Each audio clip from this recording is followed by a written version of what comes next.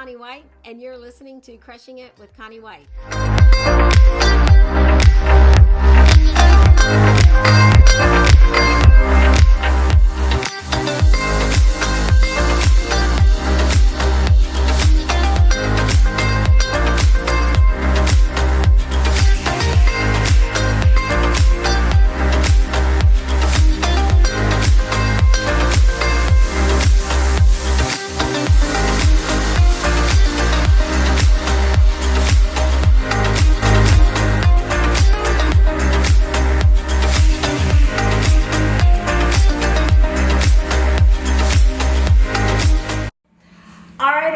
I am excited. I am here with Mr. Eddie Hiott, who owns his own business, and I am absolutely proud of him.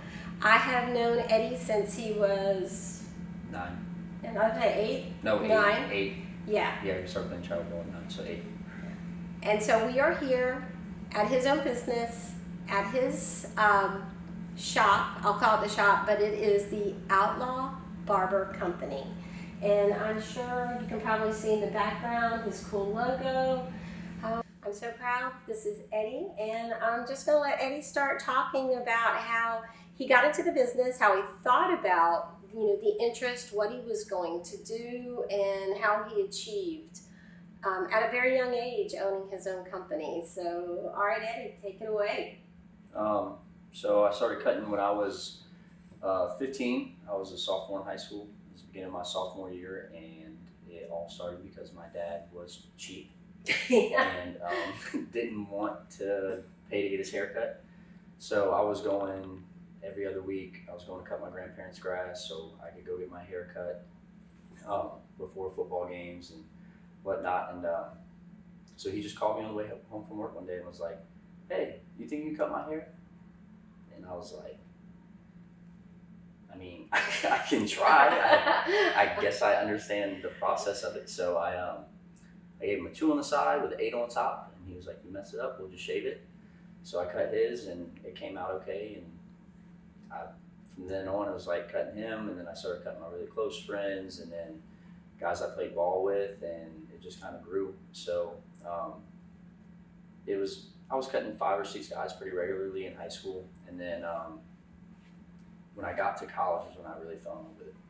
So I went and played ball at Charleston Southern, and you got guys on the team. Nobody's from here, so nobody has a barber. Yeah, and probably don't have a lot of money in college. Yep. So we were at practice one day, and Jameson was like, "Hey man, you think you can give me a haircut after practice?" And one of the older guys heard him, and he's like, "You cut hair?"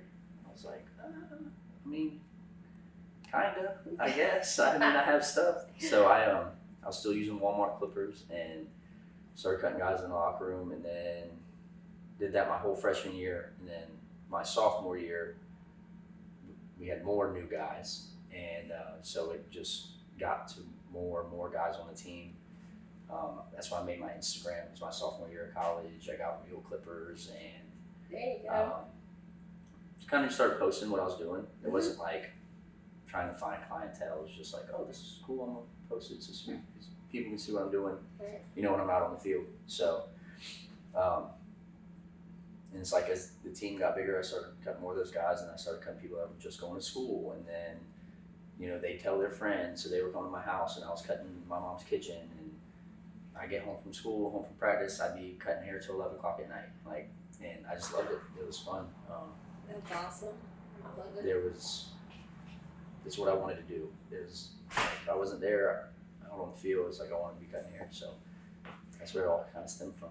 That's cool. And and I remember seeing your posts as far as and I paid attention to it because I talked to Michael. So because I know you cut Michael's hair. I know even Michael made an attempt to try to cut people's hair. So I get what you were doing, and what a cool story as far as where you started, going through college, making some extra spending money, and then here you are today. So we were just talking before the camera, I think, was really rolling. How many hours do you put in for school? Because I think that story is incredible. So for on-the-job training, which is what I did, so you're doing your schooling while you're working in the shop, is 1,920 hours. And that's amazing. You actually have to take more hours than I do in my And profession. they won't let you register more than 192 a month. Okay, so you're limited per month. You just if can't you know knock it anything out. about barbershop, then you're here way more than that. Right. Especially when you're starting off. It's, 12-hour days are normal. So it's nothing to do 60-something hours a week. So the whole week and a half at the end's just, you're not getting credit for it anyway. You could have finished it up in probably half the time. So how long did it take you, like starting with the other barbershop till you were able to open up your own? So I started doing my hours fall of my senior year in 2018. And then when I graduated, I started full time. That was the second. I went to a different shop and I started full time.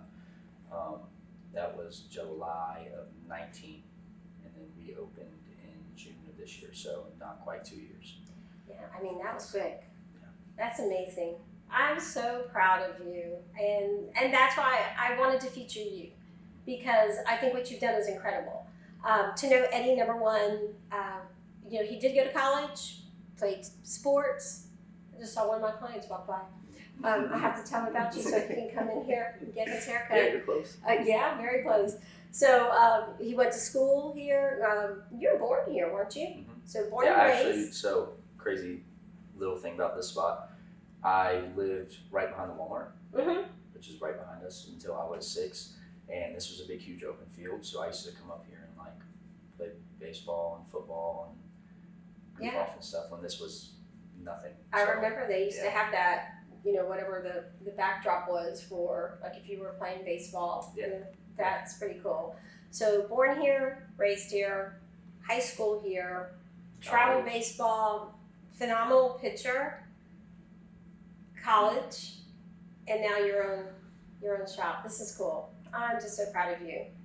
I don't know. I think your family. Your mom's a financial advisor, and so I know she's a big supporter. Yeah, for you as well. She's not the only reason, but the main reason. Just kind of keeping my head on straight. So to go from making no money being in college to making a lot of money really fast, it's easy to do really dumb things. And she kind of kept me from doing that. So she's like, you can stay in my house and you're not gonna pay rent, but you're gonna pay yourself like you're paying rent. There you go. And she's like, and if you don't, then you are going to pay me rent. There you go. So she made it very easy for me to do. So for anybody who's here local, and especially knows me and Eddie, everybody knows his mom, and she's great because she's your largest supporter. I mean, your mom has got you. There's no doubt about it. She's my biggest fan. Everything I do, and that's not even a question. So she has always been that way my entire life. Yeah. And we won't forget your dad, because I know that. Oh yeah, no, he's awesome. First off, you practice. He's just not as loud. Yeah, my mom is very. He's not as vocal out there as far as supporting me, which is good though. A lot of my clientele has come from her. She pushes what I do, which is awesome. So that's what I think is cool about you growing up here, going to school here, is that I know you've got the support. Number one, of the community. Number two, your mom, but I'm assuming your friends that you went to school with, I'm assuming a lot of them come here to visit you. Yeah, I cut. It's funny because majority of the people that I cut probably aren't people that I grew up with, but like the people who share my stuff the most and put my stuff out there the most are still those people, even though they're not always necessarily my clients. So that's awesome. It's not people that are in my chair every day, but it's people that I grew up with that they'll throw my name out before they'll throw their guy's name out, which is really cool. Yeah, I think the support of your friends, that's huge. I know a couple of other people who started their own business who are your age and grew up around here, and I think that's what's pretty encouraging, is that you've got those friends who will always stand by your side. And apparently you may need to start opening up on Mondays, because I've now seen 3 people try to come in this door to get there. Oh, if the lights are on, they try to come in here. Yeah, you could have had probably 3 today. Yeah. All right, so tell us about the design. Tell us how you came up with the logo, and I mean, you've got a lot to talk about, so Yeah. let's hear it. So I'll do the name and the logo first. The name was always going to be, as soon as I decided this was what I was going to do, was going to be Sorry Mom.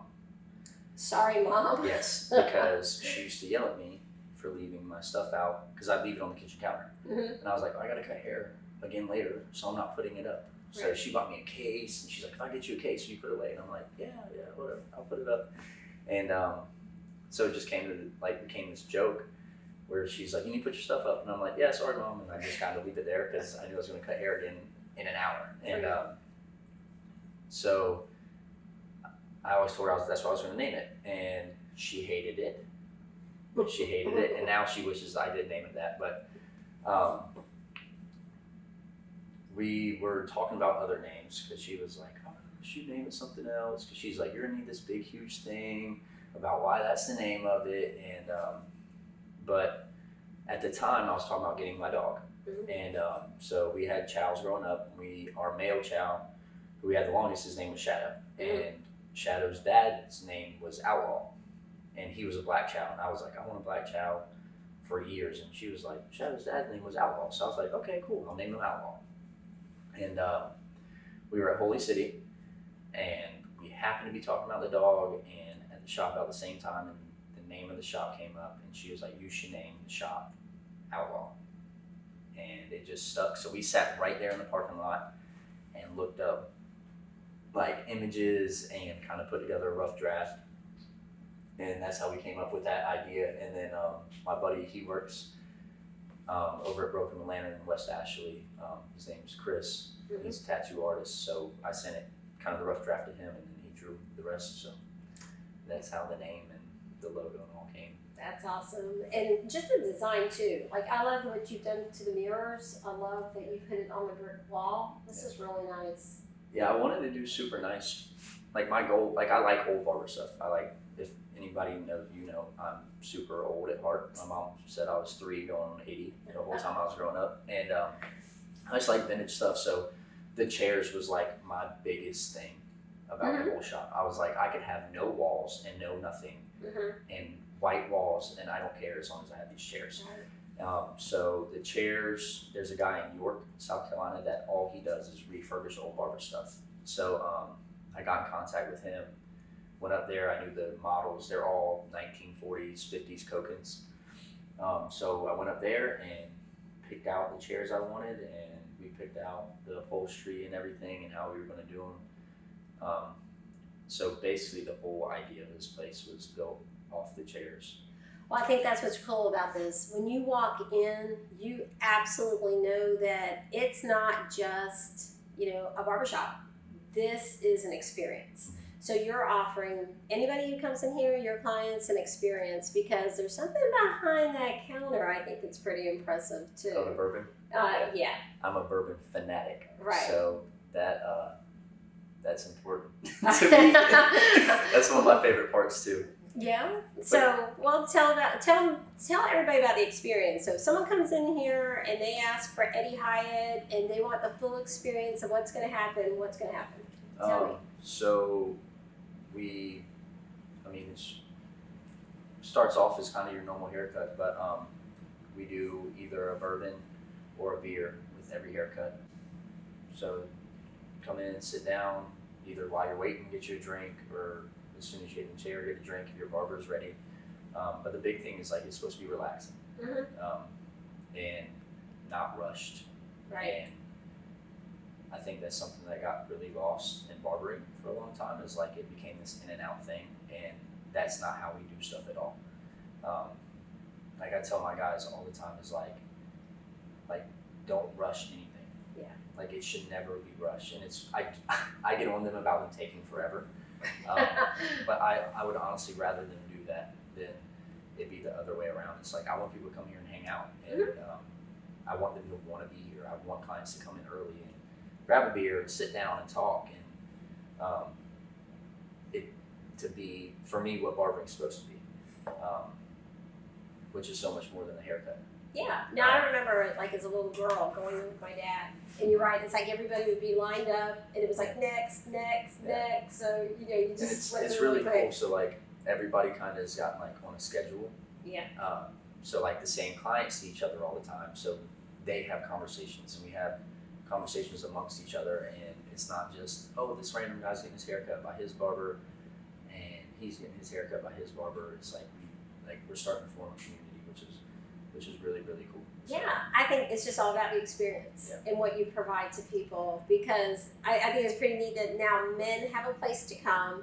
And you know, it's the experience, it's the look, and you know, they feel comfortable, because how many years did men probably have to go into a salon for women and they probably didn't feel very comfortable. We get our bad reviews for that kind of stuff when we get them.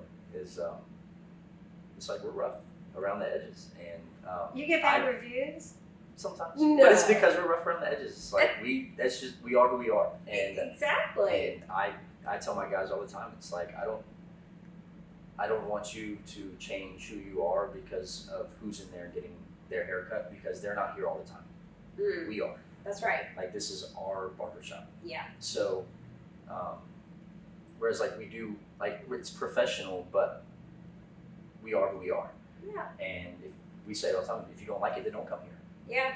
Yeah, So, you're just real. Yeah, it's like, if you don't like that about us, then don't come here. I joke all the time and say I'm gonna get a sticker for the front door that says if you wear your feelings in here, they're gonna get hurt. Yeah, if you're easily offended, don't walk in. Like, this isn't the place. But that's our niche, Yeah. which I think makes us different, because guys know they can come in here and we have the conversations that you're not supposed to have in the barbershop. We talk, like, when you go to barber school, it's like, don't talk about religion, don't talk about politics, don't talk about this, don't talk about that. But like, that's what used to like bring people together. Yeah. Is like having those conversations in a setting where they knew they could have them and nobody's going to get their feelings hurt. Right. So I think like that's important for us, like to not lose that part. So no judgment. It's like you walk in the door, you talk about what you want to talk about, an open forum, it's free, except they can't disagree with you because you're the one with the clippers. Yeah. So, yeah. We have to remind them sometimes, like, you know, I'm cutting your hair. Right? Yeah, let's don't mess this up. So. Well, besides, I mean, you've got your chairs from York, the gentleman from York, South Carolina. Are there anything else in here that's kind of like an interesting, like, I like the barrels. The barrels that you're using for even, like right here. These are pretty cool. The stations, so Joey, my business partner, I'm pretty sure that was his idea, or something that we both kind of thought of at the same time. But you can buy them pre-cut. So there's a company in Florida, and if you didn't ask me the name of them, I'd remember. But they make furniture out of bourbon barrels. So we bought them pre-cut, and then I went to Lowe's and bought wood, and I spent a whole day of my life in here cutting and drilling and nailing wood together to make stations. So well worth the day. So well worth the day. I'm no, sure it came out really cool. It gives it's something unique that I've never even seen on a picture of a barbershop. Yeah. So it's cool. I was about to say, I pretty much think that this is something that it's not easily duplicated. Nobody else is going to put the heart into it like you have. And that's what shows. That's what's like killer about this place, is that you can see you in it. Yeah, the little, you have to get a camera later, but like we have Outlaw Barber Company like engraved on the top of the stations. I see. So just I wanted to hit every little thing. Just make the feel different. Like I wanted it to feel old. Yeah. Was my biggest thing. So vintage, you're right. Vintage is the right word for everything that you've done. Straight to the ceilings, the lighting fixtures, the framing around the mirrors, everything about this just feels very rustic, vintage, but comfortable. Yeah. And like I said, when you walk in the door, because I walked in and bought a few gift certificates. Oh yeah, you did come in one day. And it's like it was silence, and I was looking, because the men were like, "What is she doing in here?" Yeah, when it's a like, girl walks in, everybody's like, Oh yeah. Oh, what the? Yeah, you hear a pin drop like. And Outlaw barks, and he only barks at girls Nice. when they walk in, Mhm. which is hilarious because it's like okay. even he's like in on it. Yeah, it's like get out. Yeah. So apparently we need to have a little drive-through window for the girls Yeah. just to get certificates to hand out to people for Christmas. So, Yeah. but that was hysterical. I walked in and y'all were chatting, and then it was like, whoa. Yep. A pin could drop. Yep. Yeah. It's funny. So and it's like obvious. Yeah. Oh yeah. You know what I mean? It's not like one person stops talking. It's like the whole place is like muted. I felt like I was disturbing you. I was like, oh, I'm sorry. I just I want to know. buy I some. do feel bad every time that I want to buy happens. some gift, cards. Gift cards. All right. Now you also have your own brand, I believe, of beard oil. Is that something that you put together? I kind of got into it before we opened, and I haven't been keeping up with it as much as I should because I am in here all the time. You're A, busy. and B, I try to breathe when I'm not in here. But I do it occasionally. We have other companies that we go through still. We use Ruzel for everything, which is a company based out of Holland, and their stuff is awesome. So we use all their stuff: shampoo, pomade, beard oil. But I do make our own occasionally. It's just I make like 30 of them, and all 30 of them are gone in 2 days. So it's exhausting. If I wanted to keep up with it, I feel like it'd be an every night thing when I get home, and it's a process. Yeah. But it's definitely something I think as I get able to get from behind the chair as much that I'll kind of get to focus on more and kind of grow that part after. So. Well, Michael says you run the shop differently. He was telling me that you really take care of the employees, the people who are working here. Like you sharpen their blades, sharpen their scissors. Like you respect who they are and want them to do good work on your clients. Yeah. So I'm real big on quality of stuff. So I kind of like I want them to have the best things, not only to do good work, but usually that stuff comes with the most getting taken care of. Yeah. So like we have a class on January 31st coming up with Hanzo, who I think 3 guys in here now have Hanzos. They're really expensive shears, but they're worth it as far as getting taken care of. If I picked those up and threw them on the ground, as long as it wasn't on video and they were broken, I can send them back and they'll send me a new pair. But as far as taking care of the guys, so we're commission based. But for me, it wasn't a money thing. It was, I feel like that's the easiest way the barber can just be a barber. So like they don't have to worry about buying neck strips and running out of neck strips. They don't have to worry about not having razor blades. They don't have to worry about not having shampoo and product they need to use and that kind of stuff. So that was a big thing for me. My first shop I worked in was booth brand. So all that stuff's on you. And my second shop I worked in was commission, and I was like, this is the way to go. So it's one of those things that if it's done the right way, it's super beneficial for the barbers. Just kind of wake up and come in here and cut hair and not have to worry about that kind of stuff. So. Yeah, I think I would think that would be better for them. Very good decision on your part, because how many people are responsible for their own products, and then all of a sudden their products go missing or someone's borrowed them. So now you've eliminated any problems. People can come in here, they can take care of their clients. It's solid. And that makes your business look good. It shows that you care. You care about who is in here cutting hair and the people coming in to get that experience that you're offering. It's like when I was picking out barbers, my biggest thing I always said was like, I can make somebody a good barber, I can't make them a good person. So when I was picking my guys out and the guys that I have, like that was my biggest thing first was, what kind of person are they? And how are they going to fit, and how are we going to work together? And like we butt heads because we're together so much, but it's more in like a brotherly way. And so that's the biggest thing for me.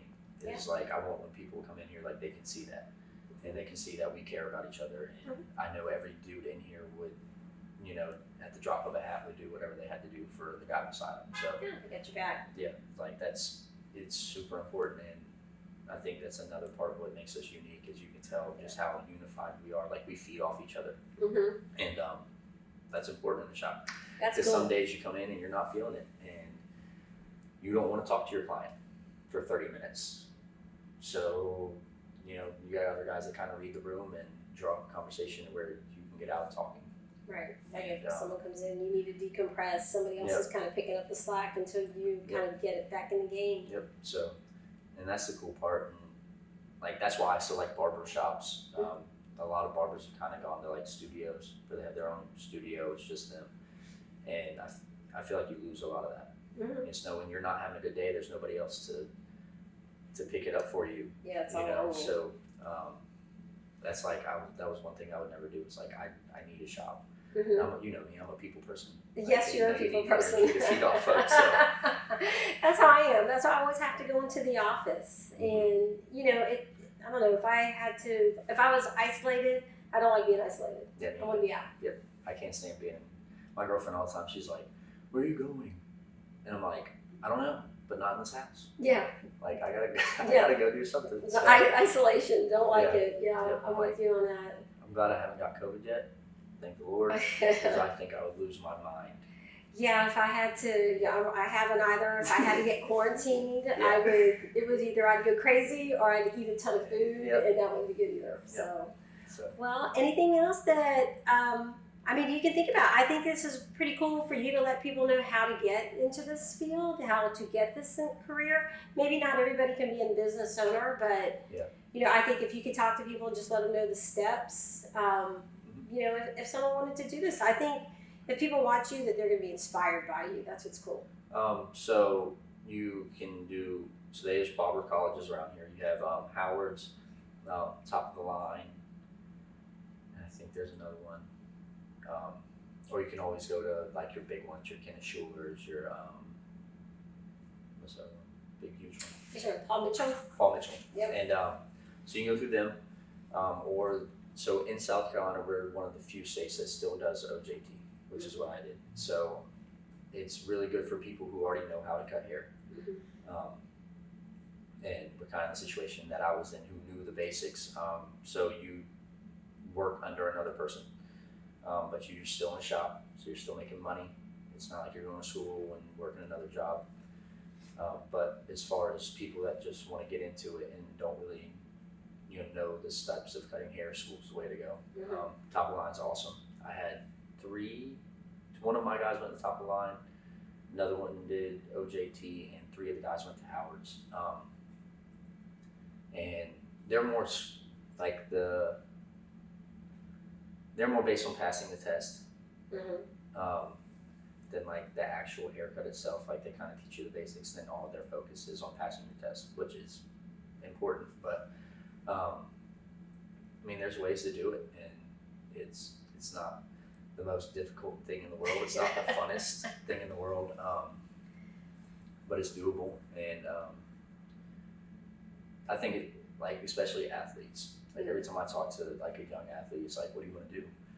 And they don't know. And I think this is a good way to like still have your team. When I got done playing, that was the hardest part. Was you go from being with 30 of your best friends every day to now you're by yourself. Silence. A lot. Yeah. And so this is probably one of the best ways to get back to be on a team is because you're constantly, we're all here together. We're here together all day, and it's basically like you're in the locker room. Right. They're right beside you. You're right beside each other, and you're talking all day, and so it's very rewarding in that sense, especially for somebody who's used to that kind of stuff. And then, just for anybody else, people who like to do art, it's artistic. I don't think myself as an artistic person because I was always math and science in school, but it's way, you get to be creative. Well, that's just it. I've seen hair that you have cut in your own as far as the creativity. You're talking cutting and designs. And so who are the people that were the bravest to let you start practicing? I cut his hair every Friday still. And we went to high school together, but I started cutting his hair when I was in college, and every week wanted a new design. So I was literally just like, sometimes you come in with stuff and he's like, here, do this. I was like, okay. Or he's like, do whatever. So you just kind of look at pictures and you try and match. And like that was the biggest way I learned cutting, was I didn't really watch videos or anything like that. It was looking at an image and trying to recreate that image. So the designs were the same way. And the more you do it, you just kind of start to trust yourself. You know how your tools work, and it's they work. You just let them work. Definitely right tools, and you definitely have artistic ability, and a person who understands if you mess it up to shave it. You're cool. Yeah, just cut it off. Just cut it off. Throw it back. Yeah, that's right. That probably doesn't work as well now. But all right, so let's talk about this beard here, because like to know you all the years, it was this clean shaven. Now, how long did it take you to grow your beard? This is how long it gets at like close to a year. So now I trim it up like every 3 or 4 months or so. I'll take like an inch or so off. But yeah, in high school we didn't have a choice. Oh no. So you know that. And so when I got to CSU, I grew some, and then when the season started, I was like, I'm just gonna let it grow and see what it does. And that's how that started. And then at one point my freshman year, I did cut it off because we were losing all the time, and we were doing those weird baseball things where you do anything you can to win. Right. And we did goatees, and we won a couple games, and then we lost, and then we did mustaches, and then we lost by like 20 with the mustaches, so then we shaved them off. And I actually know the day it was because it was my mom's birthday, and so it was April 22nd. That was 2016. Was the last time I clean shaved my face. Crazy. So I've cut it short, like once or twice, but yeah, I feel naked without it now. And it's mostly because I'm lazy. No. It's like keeping up with it is hard. So I'm like, I don't want to wake up and have to line my neck up or shave my cheeks and stuff every other day. So I'm like, I'll just let this thing do what it's going to do. Well, but now you specialize in helping people with their beards also. Yeah, it's funny. I get clients all the time that are like, yeah, I saw your beard, so I figured you could do mine. Oh, no doubt. So, I'm sure you absolutely, It you helps. are a walking business card. There's no doubt about it. it's like the tattoos too. I tell my mom all the time, I'm like, it helps me It does. get clients. Yeah. Because I look like I would know how to cut hair. Yeah. I mean, you look edgy. You look So- modern. You're what someone would want to come to. A person would want to come to now. That's why the only two on my face are barber stuff. I'm a barber pole and a straight razor. So Let's see that. Let me see the straight razor. That, I see it. Yeah. Look at that. So I get all the time. Every time somebody comes up to me about it too, and they're like, "Are you a barber?" I call my mom immediately. Because she hates them. Oh, I'm sure she's a mom. Yeah. So I'm like, guess what? Somebody just saw my tattoo on my head, and they wanted to come get a haircut. So I'm like, it works. I love it. Well, I appreciate you letting me come today. That's awesome. I absolutely am just stoked. So let's tell everybody how they can get your address out here, how to reach out to you, how can someone get an appointment? Let everybody know. So you can always go to outlawbarbercompany.com, and the way our booking's super easy. Click service you want, barber, daytime, and everything's pulled up right there. Instagram, it's Outlaw Barber Company. We have a book now button that'll take you to that link also. Facebook's the same way.